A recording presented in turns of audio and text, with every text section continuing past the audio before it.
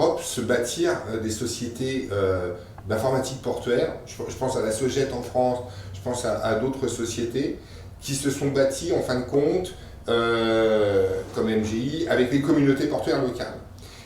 En Afrique, on voit Webcontainer commencer un peu à émerger, mais avoir aussi pas mal de soucis juridiques, voire judiciaires dans certains cas.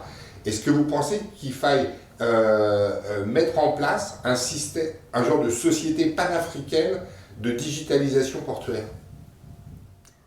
Je ne suis pas sûr que ces sociétés panafricaines, à quelques exceptions près, aient tellement fait leurs preuves.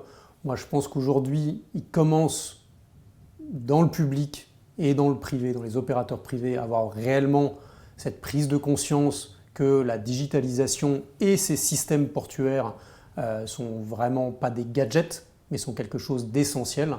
Il y a un certain nombre de ports qui ont mis ou qui ont commencé à mettre ces systèmes portuaires en place.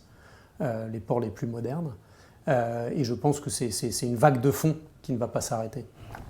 Mais il y a un besoin d'avoir une société africaine, qui soit peut-être pas forcément panafricaine, mais qui soit africaine, pour mettre en place ce système, ou bien les sociétés actuelles européennes ou américaines et asiatiques suffisent-elles?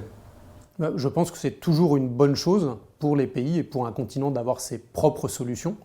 Maintenant, je suppose que, comme partout ailleurs, des entrepreneurs africains vont se saisir de ce problème et vont pouvoir développer, éventuellement d'ailleurs en partenariat avec des sociétés occidentales ou asiatiques, leur propre système.